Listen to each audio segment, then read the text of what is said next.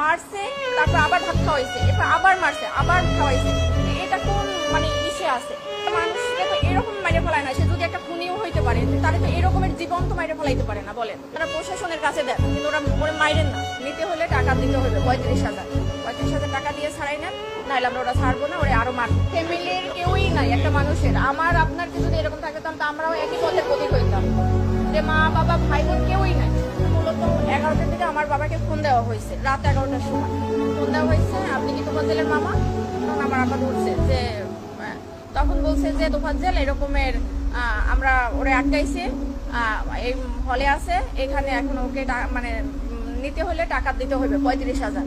35,000 টাকা দিয়ে ছাড়াই নেন, নাহলে আমরা ওরা ছাড়বো না, ওরা আরো মারবো। তখন আমার আব্বা বললো যে আমি তো গ্রামের বাড়িতে, আমি কিভাবে করবো। তখন আমার আব্বা আমাকে ফোন দিছে যে তুমি একটু কথা বলো, তোমার নাকি এরকমের মানে উনি ওর ফলে এরকমের